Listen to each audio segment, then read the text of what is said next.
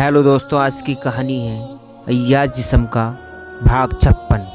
63 वर्षीय बुजुर्ग का नाम माइकल विवान है। भरूच गुजरात में इसके परदादा आज से 110 पहले आकर बसे गए थे। भरूच सरकारी हाई स्कूल में लेक्चरर के पद पर नौकरी करते हुए 3 साल पहले रिटायर हुए थे। 1 साल पहले एक सड़क दुर्घटना में उनकी पत्नी, बहू और 30 साल का बेटा मारे गए थे। बेटे की 1 साल पहले ही शादी हुई थी। कार उनका बेटा चला रहा था। कार स्पीड में थी। स्कूल के बच्चे को बचाने के लिए कसकर ब्रेक मारी, जिसके कारण कार अनबैलेंस होकर पलट गई और बहुत दूर तक घसीटते हुए चले गई। उसी में तीनों की स्पॉट डेथ हो गई थी। उस घटना के बाद से माइकल की मानसिक स्थिति बिगड़ गई थी। उन्हें बहुत बड़ा सदमा लगा था। इस घटना के बाद से माइकल की छोटी छोटी रोज रोजर्रा अपने पति और 2 बच्चों के साथ पिता के साथ रहने लगी थी। माइकल का खुद का मकान था। रिटायरमेंट के बाद सरकार की तरफ से हर महीने 32,000 रुपये पेंशन आता है। माइकल उस हादसे से उबर नहीं पाए थे।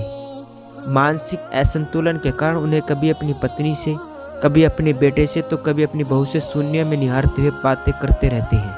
मनोचिकित्सक ने उनकी बेटी को बता चुके थे कि चिंता की कोई बात नहीं है, उन्हें अपनी दुनिया में रहने दो। इसलिए घर में उनके इस तरह की बातें करता देख बेटी या दामाद कुछ नहीं बोलते थे। इसके अलावा बाकी उनकी हर गतिविधियाँ सामान्य थी। खाना पीना, अपने नाती और नतनीन से बातें करना, उनसे खेलना, सब करते थे। लेकिन बीच बीच में कभी पत्नी का नाम या कभी बहू और बेटे का नाम लेकर बुलाने लगते। उनकी बेटी उन्हें कुछ न कुछ बोलकर बहाना बनाकर उनके दिमाग को डाइवर्ट कर देती, जो कि उसे मनोचिकित्सक ने ट्रेनिंग दी थी। माइकल की पत्नी जब जीवित थी तो दोनों पति पत्नी हर सुबह टहलने जाया करते थे। यह उनका दिनचर्या बन गया था। मरने के बाद भी माइकल अपनी मृतक पत्नी के साथ आदत के अनुसार बातें करते हुए टहलने निकल जाया करते थे। बहुत लोग माइकल को पागल समझते थे। माइकल को जानने वालों को इसके बारे में मालूम था। वो अकेले बातें करते हुए टहलते रहते थे, जैसे उनकी पत्नी साथ में चल रही हो। 3 महीने पहले उस दिन 15 तारीख की सुबह 6 बजे के आसपास माइकल आदत के अनुसार सड़क पर टहलते हुए अपनी मृतक पत्नी की कल्पना करते हुए जा रहे थे। तभी सड़क के किनारे थोड़ी दूर पर रेल पटरी के किनारे रंजीत को बुरी तरह घायल अवस्था में देखकर माइकल घबरा जाता है।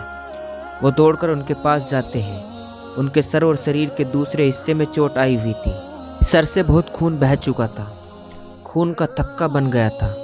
माइकल के घर से थोड़ी दूर 3 रेलवे ट्रैक है। भरूच रेलवे स्टेशन उनके घर से 26 किलोमीटर की दूरी पर था। माइकल रंजीत को देखते ही रोने लगता है और बेटा बेटा बोलने लगते हैं। पहले तो वो सोचते हैं कि वह मर चुके हैं। रंजीत की सांस चल रही थी, सीना ऊपर नीचे हो रहा था। तब उन्हें देखकर उन्हें अच्छा लगता है। रंजीत बिल्कुल उनके बेटे माइकल क्लार्क जैसे दिखाई देता है।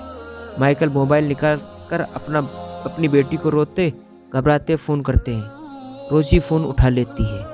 माइकल: रोजी बेटा, तेरा भाई क्लार्क रेलवे स्टेशन के किनारे बेहोश पड़ा हुआ है।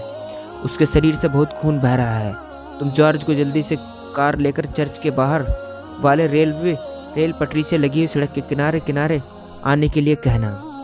उसे हम दिख जाएंगे।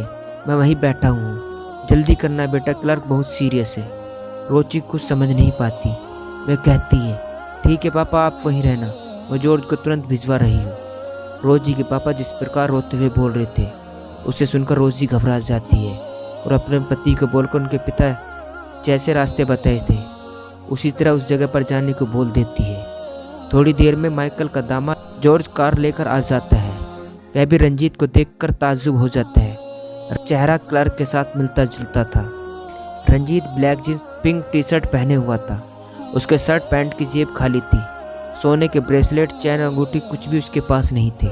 रंजीत की हालत देखकर जॉर्ज समझ जाता है कि उसके साथ गंभीर दुर्घटना हुई है। वह बुरी तरह घायल था।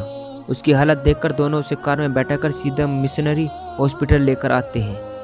हॉस्पिटल के डॉक्टर्स माइकल और जॉर्ज की घटना के बारे में पूछते हैं। जॉर्ज उन्हें बताता है कि डॉक्टर साहब, घटना कैसी हुई और कब हुई यह तो हमें मालूम नहीं, पर इसे हमने रेलवे पटरी के किनारे से उठाकर लाए हैं। होश में आने के बाद उस घटना के बारे में पूछना होगा। माइकल हॉस्पिटल में रंजीत को अपना बेटा कहकर माइकल क्लार्क के नाम से एडमिट करवा देता है। डॉक्टर रंजीत का इलाज मेजर आईसीयू में इलाज चालू कर देते हैं। 3-4 घंटे बाद डॉक्टर जॉर्ज और माइकल को बताते हैं कि अगर और आधा घंटा लेट हॉस्पिटल लाए होते तो पेशेंट का बचना मुश्किल था। उनके सिर, कंधे, हाथ और पैरों में गंभीर चोटें आई हैं। खून ज़्यादा बहने से कोमा में चला गया है। उनके लेफ्ट हैंड और राइट पैरों के घुटनों के नीचे फ्रैक्चर होने से प्लास्टर लगा दिया है। माइकल, सर अब तो मेरे बेटे कोई खतरा नहीं है ना? डॉक्टर, नहीं, अब चिंता करने की ज़रूरत नहीं है। हम कोशिश कर रहे हैं, पेशेंट जल्दी कोमा से बाहर आ जाएगा। जॉर्ज थोड़ी देर हॉस्पिटल में रहकर घर चला जाता है। घर में रोजी को रंजीत के बारे में विस्तार से बताता है। वह भी लंच में हॉस्पिटल में भोजन लेकर जाने की सोच लेती है। रोजी हॉस्पिटल में रंजीत को देखकर उसे रोना आ जाता है। उसका भाई क्लार्क की शक्ल रंजीत से हूबहू मिलती जुलती थी। उस दिन से माइकल रंजीत की सेवा में उसी उम्मीद के साथ लग जाता है कि आज नहीं तो कल उसका बेटा कोमा से बाहर आ जाएगा। क्या होगा आगे, जानने के लिए कहानी का अगला भाग ज़रूर देखें। दोस्तों, ये था अय्याज जिस्म का भाग 56। दोस्तों, कहानी अच्छी लगी हो तो चैनल को सब्सक्राइब करना ना भूलें।